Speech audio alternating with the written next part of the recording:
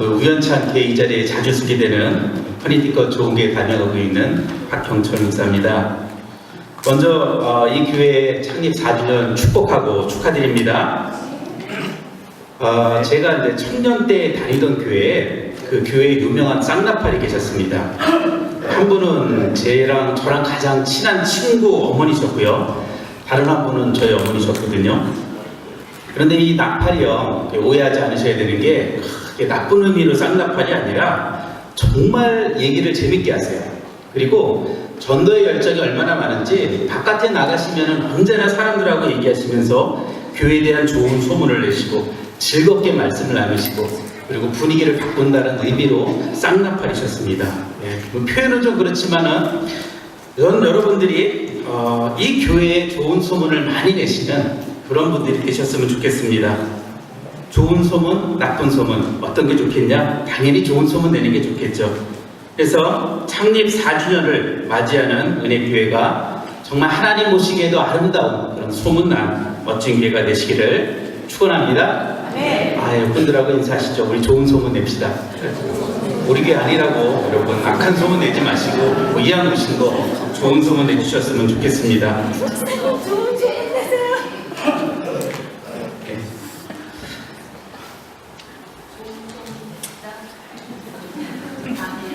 네, 고맙습니다.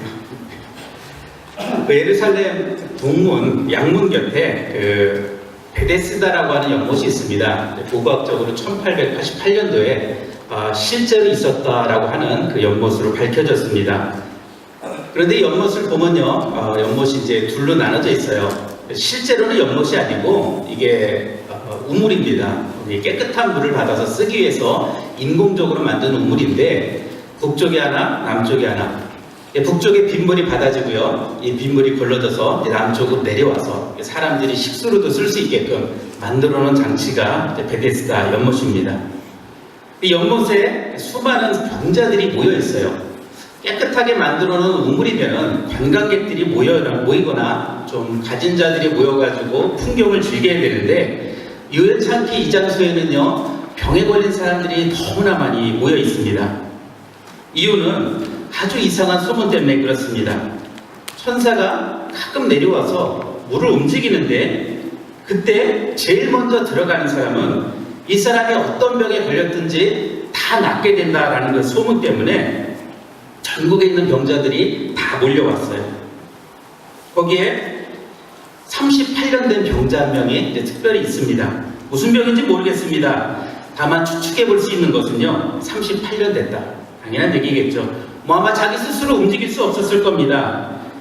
그런 종류의 병을 가진 무려 38년 동안 죽지 못해서 살고 있는 그런 사람이라고 볼 수 없을 정도로 처참한 환경에 놓여있는 그 38년 된 병자가 있었어요.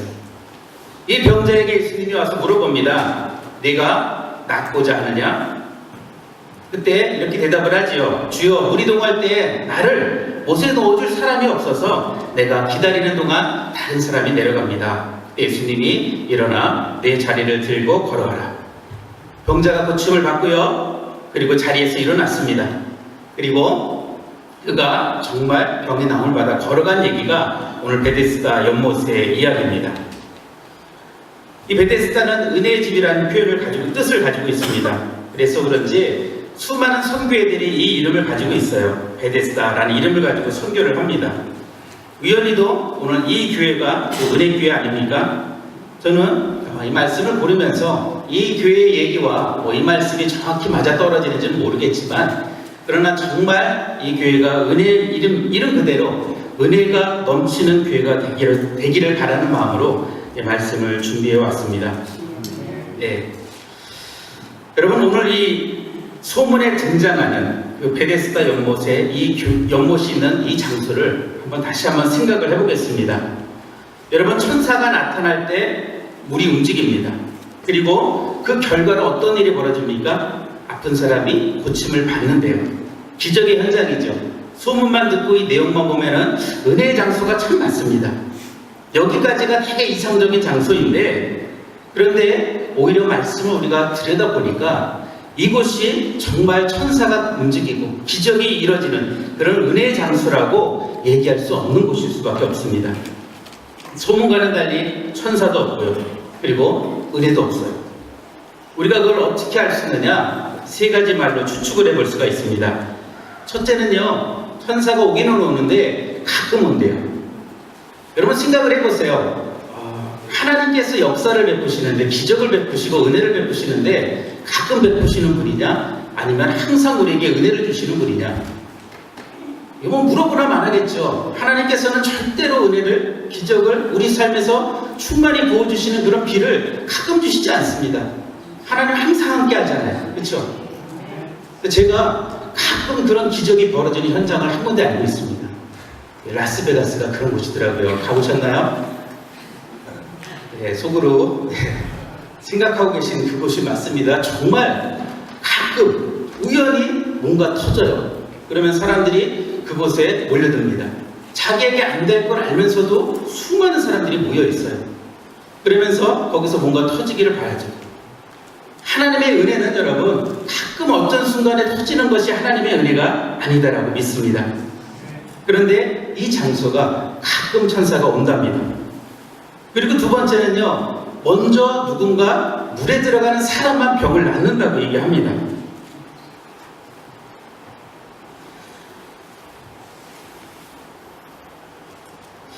아마도 물이 움직이기 전까지 여기 모여있는 사람들은 다 서로 사이가 좋을 겁니다. 왜냐하면 똑같이 병을 앓고 있기 때문에.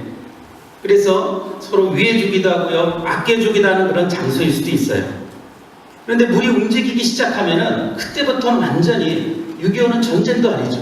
사람들끼리 내가 먼저 들어가지 못해서 발버둥 치는 그런 아기비하는 현장이 아마도 이 베데스다 연못일 겁니다. 여러분 세상에 정말 1등만 바라는 거 어때요? 그렇지 않습니까? 다들 자녀가 공부 잘하기를 바라시죠?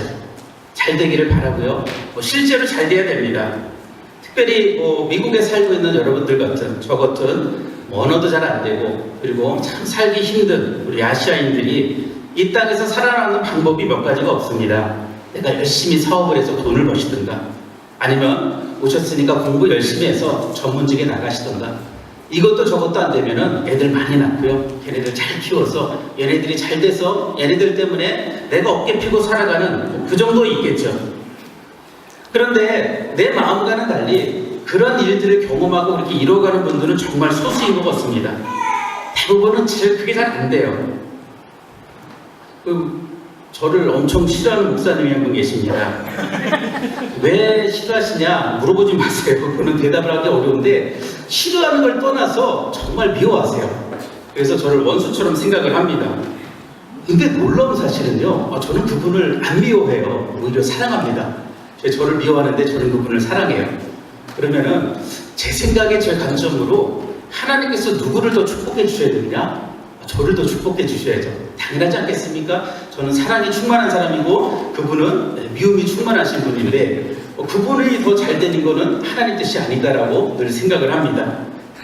그 집에 가 예의를 들어갔습니다. 그리고 그분은 목회가 잘 돼요. 이상하더라고요. 네. 왜 그럴까? 부럽냐고요? 당연히 부럽죠. 그건 안 부러우시겠어요? 애들이 그렇게 잘 되고요, 교회도 잘 되고 하는 일마다 잘 된다는데 그게 안 부러울 수가 있겠습니까? 당연히 부러워요. 고민이 생깁니다. 하나님, 왜 사람을 미워하는 그런 분은, 다 미워하지 않고 저만 미워할지 모르겠지만은 왜 그런 분들은 1등을 하고요, 하나님의 마음을 가진 것처럼 천사 같은 저는 이렇게 안 될 때가 많습니까? 라고 하나님께 질문을 하는데, 아마도 제가 하나님의 마음을 몰랐다면은 자괴감으로 힘들었을 거라는 생각이 듭니다. 왜냐하면은 그것이 하나님의 온전하신 뜻이라고 제가 믿지를 않습니다. 특별히 오늘 말씀을 보면서 한 가지 깊이 깨달은 게 있어요. 뭐냐면은 하나님은요, 예수님은 특별히 누구를 위해서 일하시는 분이냐? 무엇보다도 가장 뒤에 있는 분을 위해서 일하신다라는 것을 오늘 제가 분명히 깨닫습니다. 베데스다 연못의 현장이 그렇잖아요. 사람들은 자기가 먼저 들어가려고 애쓰는 그 현장에서 예수님은요, 가장 뒤에 있는 가장 오래된 병자에게 찾아가서 한 가지 물어보십니다. 네가 낫기를 원하느냐? 네가 낫기를 원하느냐? 내가 너를 위해서 일할 테니까 너가 정말 낫기를 원하느냐? 너가 상황을 보는데 그 환경과 상황을 보지 말고 너는 다른 사람들하고 그냥 경쟁할 필요 없고 1등하기 위해서 남을 잡아 낚아칠 필요가 없고 너는 그냥 자리를 들고 걸어가라 라고 얘기하시더라고요. 저는 제 길을 걷는다는 것이 행복한 일이다라는 것을 날마다 깨닫습니다. 비록 제 자녀가 잘 안 되고 안 되진 않았어요. 여러분들 혹시 뭐 우리 애가 뭐 이상하게 될 거라고 생각하지 마시고요. 우리 애도 나름대로 잘하고 있습니다. 잘 되는데 잘 돼야 되는데 그런 게 없다고 할지라도 그래도 저는 이게 하나님께서 함께 하시는 믿음의 삶이구나 라는 것을 늘 고백을 합니다. 그래서 여러분들 이곳이 예수의 은혜가 임하는 축복의 장소가 되셨으면 좋겠습니다.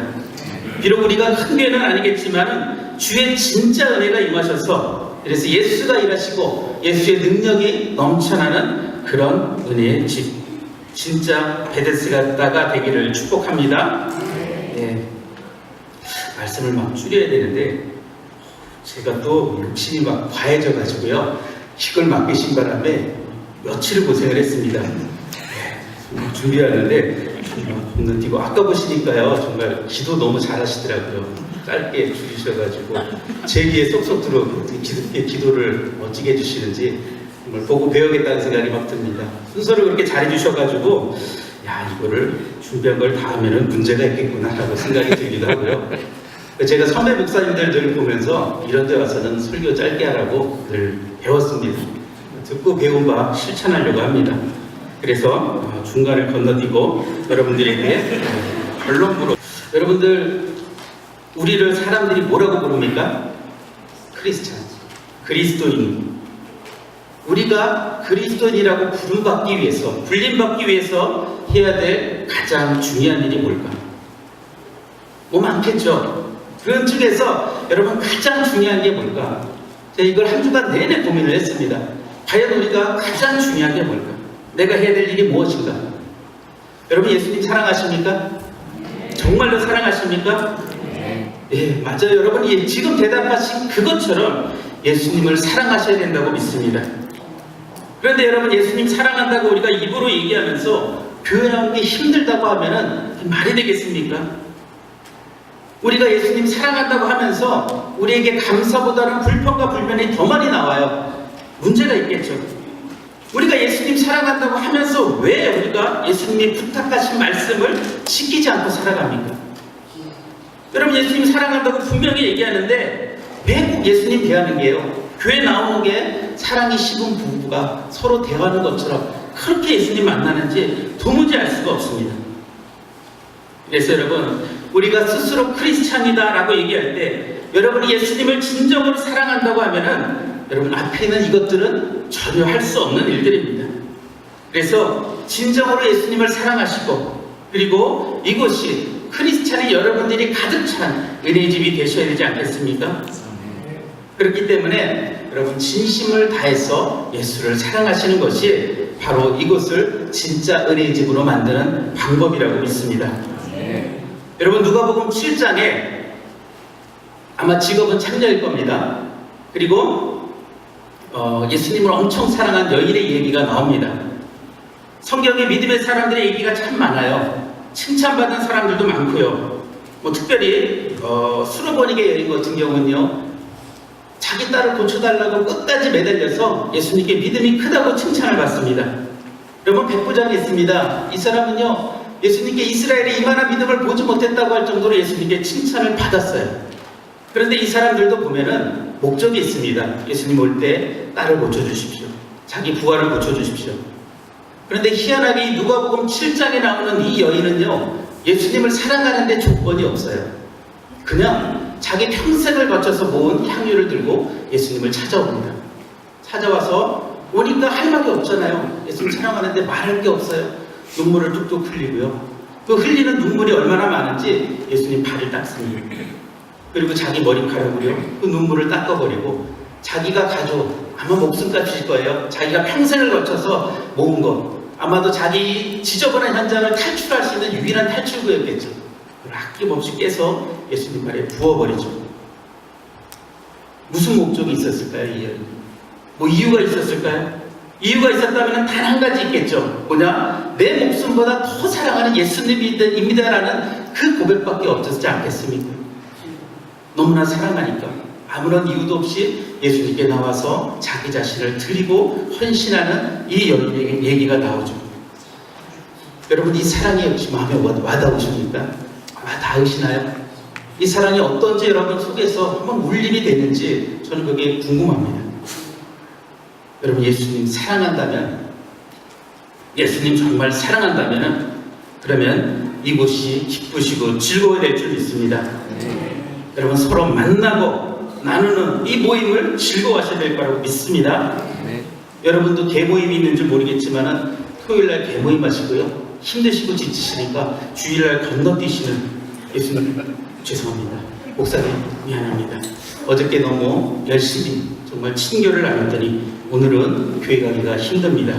대신에 목사님이 신방 가주시면 안 되겠습니까? 여러분, 이렇게 나가지 않는 상황이 여러분에게 되셨으면 좋겠습니다.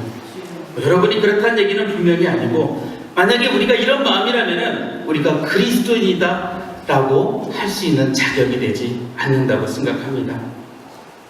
오늘 이 자리 창립 4주년을 기쁨으로 준비하신 에머스트 은혜교회 성도님들, 그리고 여기 오신 모든 분들에게 예수님의 사랑이 가득하기를 축복하고 축원합니다.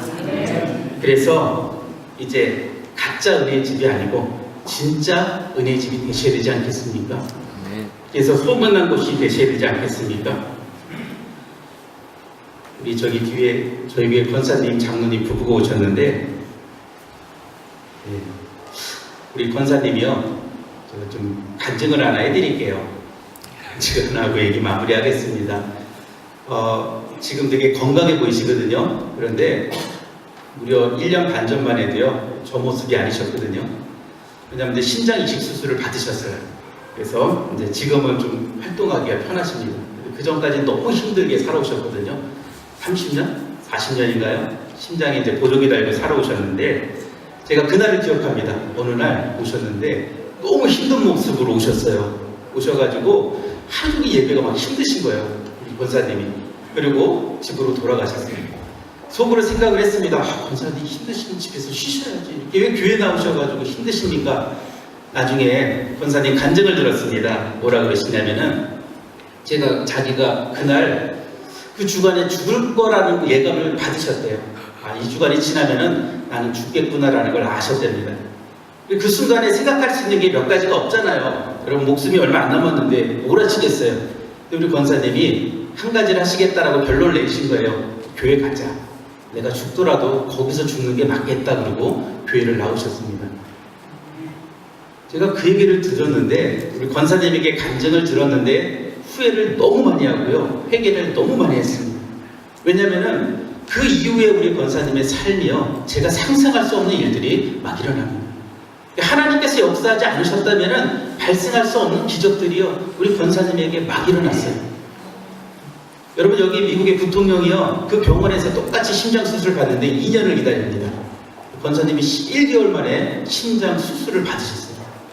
지금 연세가 70이십니다. 근데 그 수술하실 때 나이가 1년, 2년 더 지나면 수술을 받을 수가 없어요, 나이가.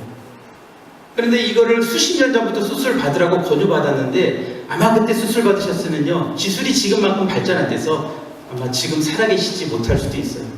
모든 상황을 하나님께서 인도하시고 역사하시는데 하나님의 일이다라고 밖에 할 수가 없더라고요. 그러면서 우리 권사님을 통해서 은혜를 많이 받았습니다. 저는요, 특별한 기적과 은혜가 날마다 여기에 임한다고 믿습니다. 그래서 예수님을 사랑하는 그 마음 하나 때문에 그 자리에서 내가 내 삶을 가족과 보내야지 이런 결정이 아니라 예수님과 보내야지라고 결정했던 그 하나 때문에 저는 우리 권사님을 지금도 건강하게 뵐 수 있다고 믿습니다. 여러분, 예수님을 깊이 사랑하셨으면 좋겠습니다. 누구보다 사랑하시고요, 누구보다 예수님께 기쁜 마음으로 다가가셨으면 좋겠습니다. 그때 매일매일 이 모습을 사모하시는 여러분 때문에, 매일매일 목사님을 사랑하시는 여러분 때문에, 매 순간순간마다 서로 간에 사랑하시는 성도님 여러분들 때문에 이 교회가 진짜 은혜가 넘치는 그런 베데스다가 될 것을 믿고, 주의 이름으로 축원합니다. 기도하겠습니다. 하나님, 우리의 삶이 늘 1등을 아니면 할 수가 없습니다. 1등이 아닌 것을 우리가 고백할 수밖에 없지 않습니다. 우리가 발버둥 치고 노력하고 애쓰고 아무리 힘을 써도 우리는 먼저 그 모태 연못에 들어갈 수가 없습니다. 이것이 우리의 상황이고 우리의 현장인데, 그런데 하나님께서 우리에게 특별하게 은혜를 주시는 줄 믿습니다. 오늘 너에게 그 모든 것을 제껴두고 함께 이 자리에 임하였을 때, 예수님께서 우리에게 찾아오셨을 때 그 누구도 맛보지 못한 기적의 현장이 될 것을 믿습니다. 비록 지금은 작고 일어나지만 우리 예수의 능력이 있기에, 약한 자를 들어 강한 자를 부끄럽게 하신다는 주의 능력이 있기에 이 교회가 더욱더 은혜로 소문나는 믿음의 집으로 나아갈 줄로 믿습니다. 그래서 정말 좋은 교회로 주께서 축복해 주시옵소서. 예수님 이름으로 기도드렸습니다. 아멘.